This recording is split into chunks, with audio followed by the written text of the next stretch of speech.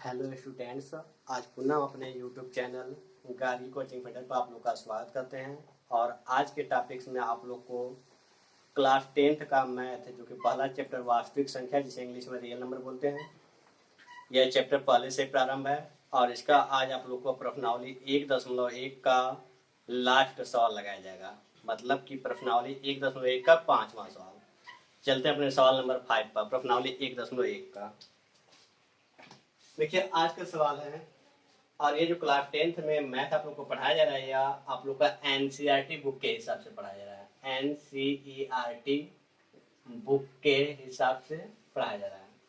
और इसके अलावा किसी अन्य बुक से आप लोग तैयारी करते हैं, यदि कोई प्रॉब्लम आता है तो उसका फोटो खींचकर आप लोग हमारे Telegram group Gargi coaching centre पर सेंड कर देंगे, जिससे उसका सॉल्व तुरंत ही आप लोग को भेज दिया जाएगा। तो चलते अपने सवाल नंबर 5 पर। सवाल बोला कि यूक्लिड विभाजन प्रमेयिका का प्रयोग करके, यूक्लिड विभाजन प्रमेयिका का प्रयोग करके दर्शाना है, मतलब सिद्ध करना है कि किसी भी धनात्मक पूर्णांक का जो घन होता है, घन मतलब क्यूब, जो घन होता है वह 9m या 9m+1 या 9m+8 के रूप का होता है। यह सिद्ध करना, वास्तव में तो वो किसी भी धनात्मक पूर्णांक का घन जो होता है इसी के रूप में होता ही है, देखिए इसको सिद्ध करके दिखाना है। तो कैसे सिद्ध करके दिखाएंगे और फिर किस मेथड का प्रयोग करना है, तो यूक्लिड विभाजन प्रमेयिका का प्रयोग करना है। इस विधि का प्रयोग करते हुए लगाना है। देखिए इसको कैसे लगाते हैं हम लोग। तो सबसे पहले हम लोग मान लेते हैं, माना या कहा बोला गया ना धनात्मक पूर्णांक, तो वही धनात्मक पूर्णांक को मान लेते हैं कि माना कोई धनात्मक पूर्णांक ए है, माना कोई धनात्मक पूर्णांक ए है। अधिकांश हिंदी वाले सवाल में, ऐसे सवालों में यह माना जाता है, माना कोई धनात्मक पूर्णांक ए है जिसमें और यहाँ पर जो बगल में संख्या रहता है उसी का भागा दिया जाता है, जिसमें 9 से भाग देने पर, 9 से, ये देखते हैं, 9 से भाग देने पर, 9 से भाग देने पर भागफल Q तथा शेषफल R प्राप्त होता है, तथा शेषफल R प्राप्त होता है। यह आपको हमेशा ऐसे सवालों में लिखा जाता है। माना कोई धनात्मक पूर्णांक ए है जिसमें अब 9, यहाँ वही संख्या लिखा जाएगा जो इसके बगल में रहेगा, जो यहाँ संख्या दिखाई दे रहा है ना, तो इसके बगल वाला संख्या ही आपको यहाँ पर लिखना है, मतलब उसी से भाग देना है। तो माना कोई धनात्मक पूर्णांक ए है जिसमें 9 से भाग देने पर भागफल हमेशा Q लिखेंगे तथा शेषफल R प्राप्त होता है। और यदि भागफल Q की जगह आप लोग कुछ और भी लिख देते हैं, जैसे मान लीजिए इसके बगल में यम है, यदि हम यम ही लिख दें तो इससे कोई प्रॉब्लम नहीं है, उससे भी सॉल्व हो जाएगा।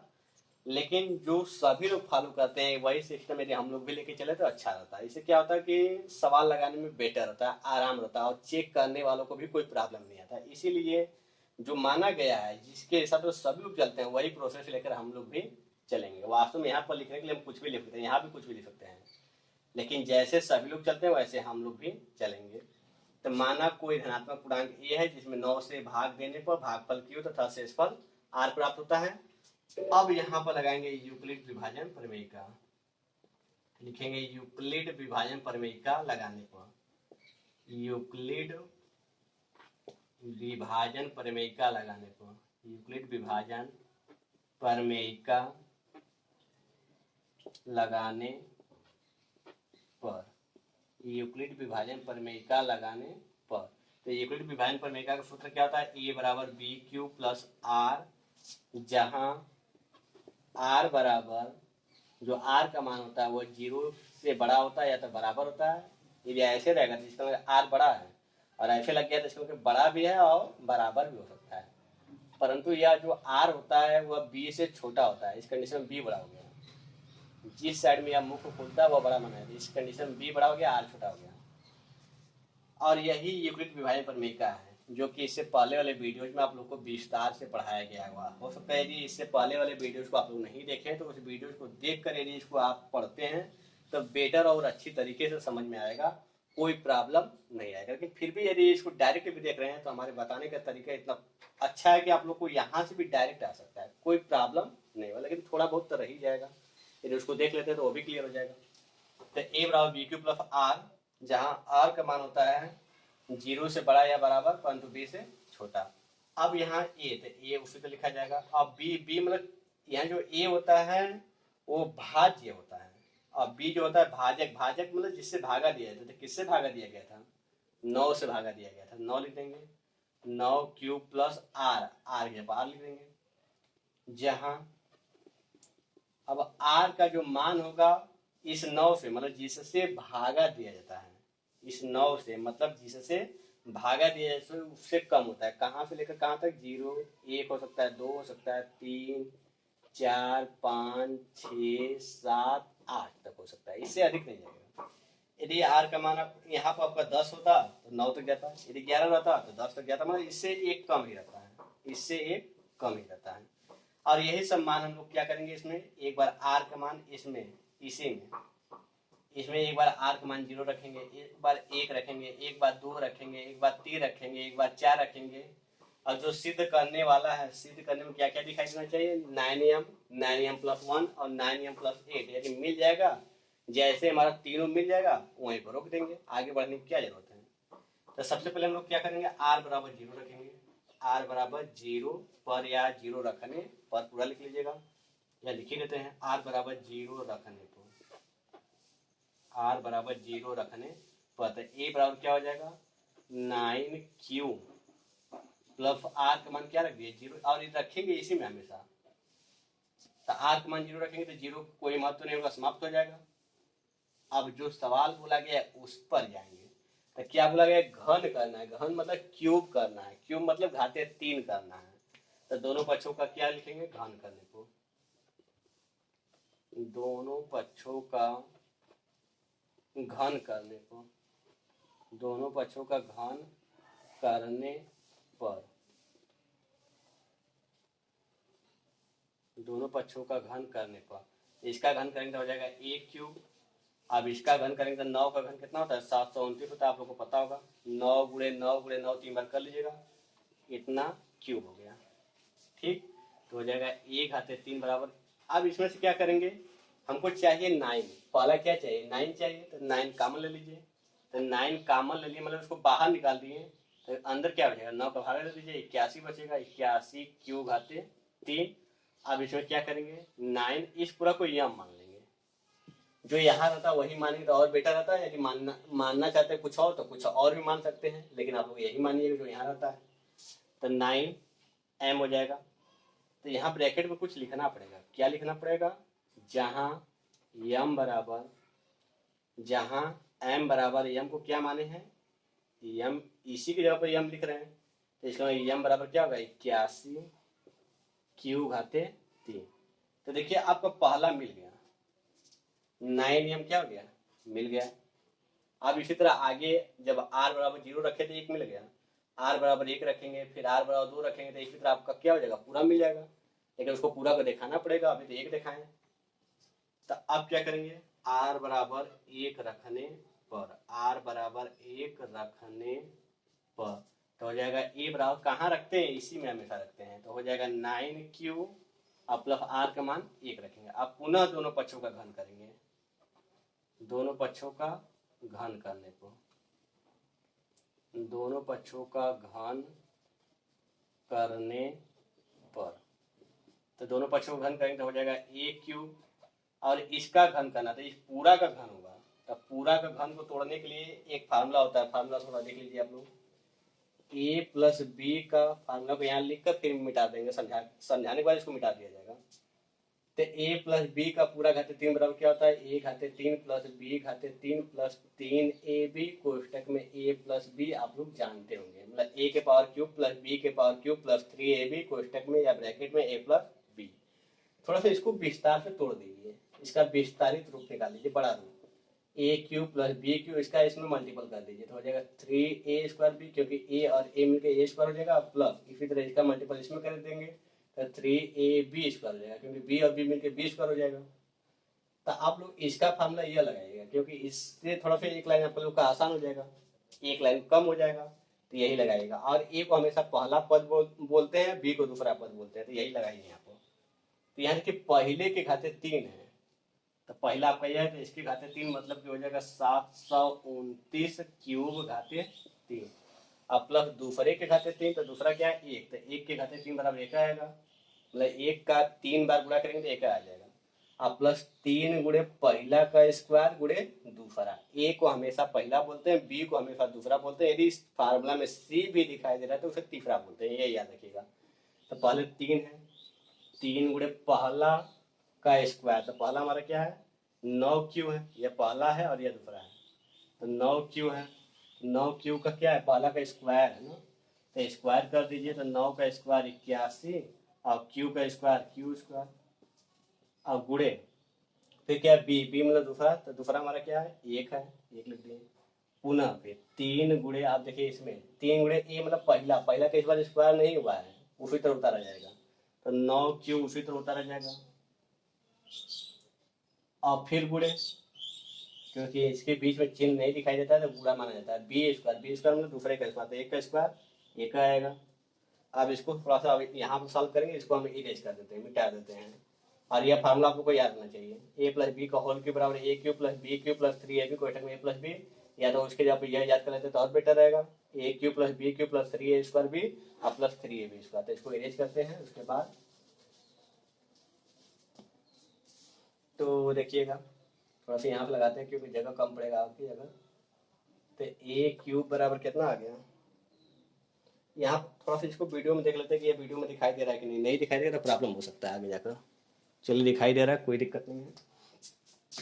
तो 1 घाते 3 729, 729 1 घाते 3 हो गया। और इस एक को लास्ट में लिख देंगे, क्योंकि हमको देखिए लास्ट में क्या चाहिए, 1 चाहिए, तो इसको लास्ट में लिख देंगे तो आराम रहेगा। इसका गुणा करके पहले लिख लीजिए, तो 3 1 3, 3 और 24 243 हो जाएगा, 243 क्यू स्क्वायर। अब प्लस, अब यहाँ गुणा कीजिए, तो 3 9 27 क्यू हो जाएगा। 1 का गुणा में कोई महत्व नहीं होता है, तो उसका गुणा करने की कोई आवश्यकता नहीं है। अब प्लस, ये जो प्लस 1 बच गया था इसको हम लास्ट में लिख दे रहे हैं। क्यों लास्ट में लिखे, क्योंकि हमको लास्ट में 1 चाहिए, इसीलिए पहले से इसको लास्ट में कर दिए। अब इन तीनों में से 9 कॉमन लेंगे। आप कहें 9 क्यों कॉमन ले रहे हैं, क्योंकि हमको 9 चाहिए, इसलिए 9 कॉमन ले लेंगे। 9 कॉमन लेंगे तो भागा देंगे 9 का, तो इसमें 9 का भागा देंगे तो 81, ये आपका क्यू है, 81 क्यू घाते 3 हो जाएगा। अब 9 का भागा इसमें देंगे तो हो जाएगा आपका 9 9 9 18, 9 9 18 हो जाएगा, 6 बचेगा, तो 9 फाते 63 क्यू स्क्वायर, अब प्लस 9 3 27 क्यू, अब प्लस 1, तो हो जाएगा 1 घाते 3 बराबर 9। अब इस पूरा को इस बार इस पूरा को यम मान लेंगे, तो 9m प्लस 1, यहाँ ब्रैकेट में लिखना भी पड़ेगा कि जहाँ यम बराबर, इस बार यम बराबर क्या माने, या पूरा माने हैं, तो 81 क्यू घाते 2 प्लस 27 क्यू अब प्लस 9 3 क्यू। ठीक, तो देखिए आपका दूसरा वाला भी आ गया, 9m प्लस 1 भी आ गया। जब हम r बराबर 0 रखे थे तो आपका 9m वाला कंडीशन आ गया, क्या आया था 9m। जब r बराबर 1 रखे तो 9m प्लस 1 दूसरा कंडीशन आ गया, इसका मतलब r बराबर 2 रखेंगे तो तीसरा कंडीशन भी आ जाएगा। तो लिखेंगे अब r बराबर क्या रखेंगे, तो r बराबर 2, क्योंकि 0 रख चुके हैं 1 रख चुके हैं, तो r बराबर 2 रखने पर, तो r बराबर 2 रखेंगे तो a बराबर क्या हो जाएगा, और रखते कहाँ है, इसी में रखते हैं हमेशा, तो हो जाएगा 9q प्लस r का मान 2 रख देंगे। अब पुनः दोनों पक्षों का घन करेंगे तो हो जाएगा a क्यूब। अब इसका घन करेंगे तो फार्मूला याद होगा आपको, पहले के घाते 3 हुआ था, तो पहले के घाते 3 मतलब इसका घाते 3, तो हो जाएगा 729 क्यू घाते 3 प्लस दूसरे के घाते 3, तो दूसरे घाते 3 हुआ था, तो 2 का घन कितना होगा, 2 गुणे 2 गुणे 2 मतलब 2 4 के 8। अब प्लस 3 गुणे पहला, पहला क्या आपका पहले का स्क्वायर था, तो 9 81 क्यू स्क्वायर गुणे दूसरा, तो दूसरा आपका 2 है।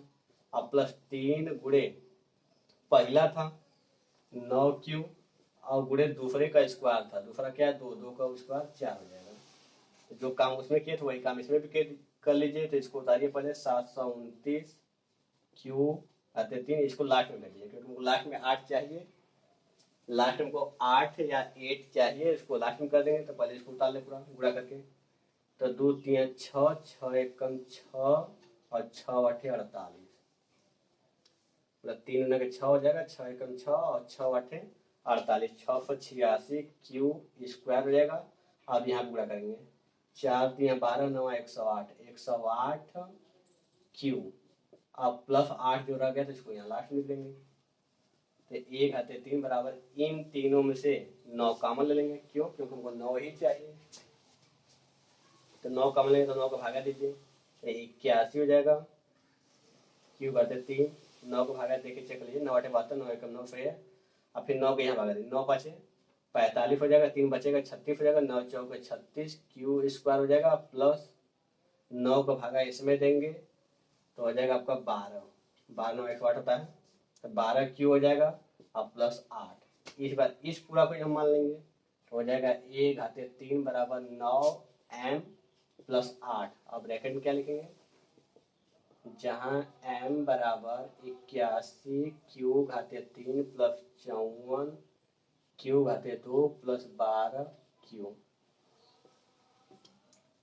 तो देखिए आपका यह भी आ गया, तीनों आ गया, 9m भी आ गया जो कि यहाँ आया था, फिर 9m प्लस 1 भी आ गया जो कि यहाँ आया था आपका, और फिर 9m प्लस 8 जो कि यहाँ आया, तीनों आ गया।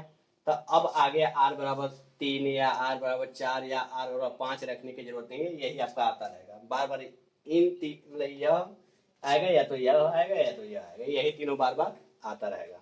तो अतः स्पष्ट होता है, अतः स्पष्ट होता है, क्या स्पष्ट होता है? अतः स्पष्ट है कि, या अतः सिद्ध होता है, अतः स्पष्ट होता है कि किसी भी धनात्मक पूर्णांक का घन, किसी भी धनात्मक पूर्णांक का घन सदैव, या सदैव लिखने की जरूरत नहीं है, अतः किसी भी धनात्मक पूर्णांक का घन 9m प्लस 1 या 9m प्लस 8 के रूप में होता है, के रूप में होता है। और यह हमको सिद्ध करना था, इसलिए लास्ट में क्या लिख देंगे, प्रूफ लिख देंगे। और यदि सिद्ध नहीं करना होता तो लास्ट में क्या लिखते हैं, आंसर लिखते हैं। तो उम्मीद है कि आप लोग को वास्तविक संख्या चैप्टर का प्रश्नावली 1.1 का यह लास्ट सवाल भी अच्छी तरह से समझ में आया होगा। तो आज के लिए बस इतना ही रहने देते हैं, और अगले वीडियो में प्रश्नावली 1.1 के सवाल को पढ़ाए जाएंगे। और हो सके यदि हमारा समझाया हुआ तरीका आप लोग को बेस्ट लगे तो अपने आप लोग फ्रेंड एंड रिलेशन में जितने भी बच्चे पढ़ रहे होंगे तो उनको आप लोग क्या कर दिया करिए, सेंड कर दिया करिए, और लिंक को भेज दिया करिए, जिससे वो लोग भी इसका लाभ उठा सके और अच्छा से अच्छा अपना रिजल्ट बना सकें। और यह याद रखिएगा, यदि आप लोग क्लास 10th में 80% और 95% के बीच में रिजल्ट नहीं लाते हैं तो आप लोग का क्लास 10th पढ़ना उचित नहीं है। तो हो सके तो आप लोग 80% और 95% के बीच में टारगेट बना के चला करिए। यदि थोड़ा सा भी टारगेट से इधर उधर होता है तो थोड़ा बहुत हल्का फुल्का नीचे आएंगे, लेकिन फिर भी आप लोग का इतना टारगेट रहता है तो अच्छा रहता है। क्योंकि यदि यह टारगेट यदि 80% और 90% या 95% नहीं लाते हैं तो आज के मॉडर्न युग में आप लोग के क्लास 10th का कोई भी वैल्यू नहीं है। बस ये रहेगा कि आप लोग क्लास 10th पढ़े हैं, लेकिन उसका कोई महत्व नहीं होगा। तो हो सके तो यही टारगेट बना के चलिए। और यदि ये इतना परसेंटेज आप लोग का आता है तो आगे के क्लासों में क्या होता है कि आप लोग को बहुत अधिक छूट मिलता है। अभी कुछ लोग इसके बारे में पूरा जानकारी नहीं जानते होंगे, लेकिन परसेंटेज बहुत अधिक होने पर कहीं कहीं क्या होता है कि आप लोग को पूरा फ्री व्यवस्था मिल जाता है, 11-12 में आप लोग फ्री में पढ़ सकते हैं। यह होता है, ऑफर बहुत लोग को मिलता है। और यदि यह परसेंटेज बहुत अधिक हाई होता है तो इससे एक ऑफर भी और भी आता है कि किसी किसी सरकार में क्या होता है कि बिना एग्जाम दिए आप लोग को सरकारी नौकरी मिल सकती है। और इसमें हम एक बार छट चुके हैं पहले से ही, क्योंकि यदि हमारा ये परसेंटेज अच्छा रहता तो आज तक हम भी कहीं न कहीं अपना ज्वाइनिंग ले लिए होते हैं। वो तो ज्वाइनिंग हम लेके ही रहेंगे, और उस पर तैयारी फोकस कर रहे हैं, लेकिन ये हमारा थोड़ा सा रिजल्ट गड़बड़ हो जाने की वजह से अभी तक तैयारी में लगे हुए हैं। तो सोच लीजिए कि इस रिजल्ट का बहुत अधिक मायने रखता है एक तरह से। यदि आप लोग रिजल्ट या पहले ही बना लेते हैं तो आप इसका कई जगह ऑफर उठा सकते हैं। जैसे नेवी के एग्जाम हो गया या एयरफोर्स का एग्जाम हो गया, तो इसमें क्या होता है कि आप लोग का लगभग 75 से पार ही मांगता है। फिर ये रिजल्ट बना लेते हैं तो अच्छा रहेगा। और क्लास 10th का मार्क, मतलब क्लास 10th यदि आप लोग अच्छी तरह पढ़ लिए तो क्लास 10th का ही आप लोग का जो फिजिक्स हो गया, केमिस्ट्री हो गया, बायो हो गया, जीके हो गया, मैथ हो गया, सब के सब सरकारी नौकरियों में दोबारा पढ़ना पड़ेगा। लेकिन बस उसको थोड़ा ट्रिक माध्यम से पढ़ते हैं और यहाँ थोड़ा विस्तार से पढ़ते हैं। यदि यहाँ विस्तार से आप लोग पढ़े रहेंगे तो वहाँ आप लोग को समझने में बहुत ही आसानी रहेगी। तो हो सके तो अच्छी तरह से मेहनत कीजिए और जी जान लगा दीजिए अपने पढ़ाई पर। तो आज के लिए बस इतना ही। Good bye student and thanks for watching for videos.